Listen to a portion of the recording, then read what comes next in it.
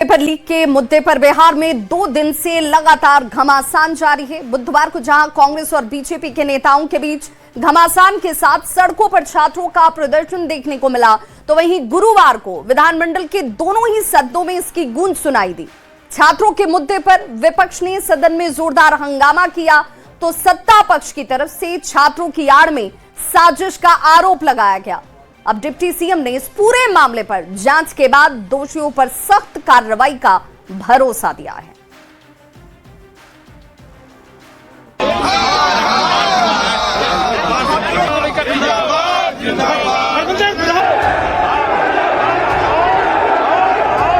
दिल्ली से लेकर पटना तक छात्रों के मुद्दे पर दंगल जारी है।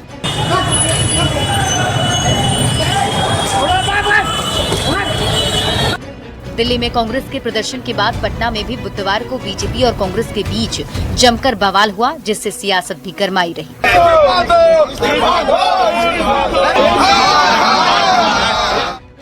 पटना की सड़कों पर उतरे प्रदर्शनकारी के रूप में छात्रों के हंगामे, पत्थरबाजी से माहौल में उबाल रहा। ईटा रोड़ा बरसाने वाला विद्यार्थी है, पढ़ने वाला नहीं है।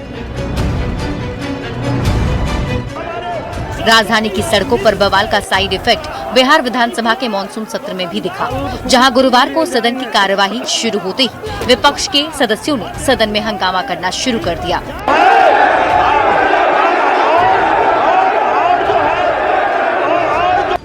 स्पीकर ने हंगामा कर रहे विपक्षी सदस्यों को शांत करने की कोशिश की, लेकिन विफल होने पर दोपहर 2 बजे तक कार्यवाही स्थगित करनी पड़ी।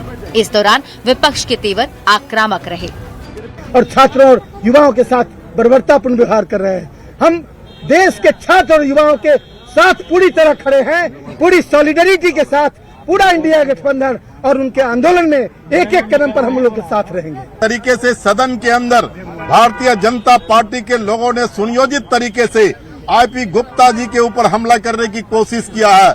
ये आज इतिहास का काला दिन होगा इस विधानसभा का। इसी देश के छात्रों के लिए दिल्ली में प्रदर्शन हुआ। आईटीबीपी, बीएसएफ, सीआईएसएफ और न जाने सिविल ड्रेस में किसके गुंडे छात्रों को बेरहमी से पीटा। विपक्ष ने विधानसभा में बवाल किया, तो सत्ता पक्ष भी पलटवार करने में पीछे नहीं रहा।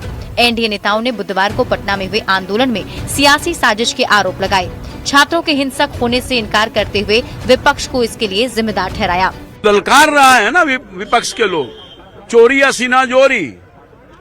जिस तरह से हमलावर थे, ये कल जो छात्र के भेष में कुछ भेड़िए अटैक कर रहे थे, हाथ में किल लेकर के पत्रकारों को भी नहीं छोड़ा है। तो जिस प्रकार से हमला किया गया, पत्थरों से, डंडा में किल ठोक के बड़ी संख्या में लोग हाथाहाथ हुए हैं, विधायक भी घायल हुए हैं और कई विधायक भी घायल हुए हैं, सर फूटे हैं, टाके लगे हैं। ये सब प्रत्यक्ष है। जब मैंडेट से जानते हैं कि नहीं जीत सकते हैं, तो गुंडागर्दी के बल पर ये करना चाहते हैं। विधानसभा में छात्रों के मुद्दे पर हंगामे की गूंज विधान परिषद तक भी पहुंची। इस दौरान सत्ता पक्ष के विधायकों के भीड़ की ओर से निशाना बनाए जाने पर नाराजगी जताई है। विधायकों ने सरकार से सुरक्षा की गुहार लगाई, जिस पर डिप्टी सीएम विजय चौधरी ने सरकार के संज्ञान लेने की बात कहते हुए दोषियों पर कड़ी कार्रवाई का भरोसा भी दिया। ये हम लोगों की सरकार इसको किसी हालत में बर्दाश्त नहीं करेगी और इसकी जो आप लोगों ने मांग की है कि चाहे उसका जो वीडियो रिकॉर्डिंग है, उस सब में देख के मुख्यमंत्री जी ने कहा है कि जो हिंसात्मक प्रवृत्ति में अकारण लिप्त पाए जाएंगे, चिन्हित किए जाएंगे, सरकार उनके विरुद्ध कार्रवाई करेगी। पेपर लीक के मुद्दे पर छात्रों के प्रदर्शन के दौरान हिंसा और राजनीतिक दलों के बीच टकराव को उचित नहीं कहा जा सकता। संविधान के तहत अपनी मांगों को लेकर शांतिपूर्ण प्रदर्शन का सभी को अधिकार है, लेकिन छात्रों की आड़ में सियासी रोटी सेकने की साजिश किसने रची, हंगामे के पीछे कौन मास्टरमाइंड है और माहौल बिगाड़कर कौन सा हित साधने की कोशिश की जा रही है। जरूरत है इसकी कड़ी जांच की, ताकि दोषियों की पहचान हो और उन्हें कड़ी सजा दिलाई जा सके। लेकिन तब तक सियासत गरमाई है और आरोप प्रत्यारोप का दौर जारी है। न्यूज़ 18 के लिए पटना से आनंद अमृतराज और शैलेंद्र कुमार की रिपोर्ट।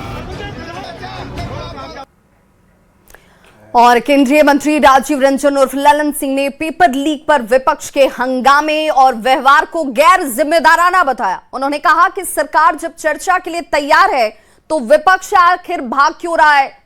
और शर्तें ला रहा है। उन्होंने पूछा, क्या सदन में चर्चा शर्तों के आधार पर होती है?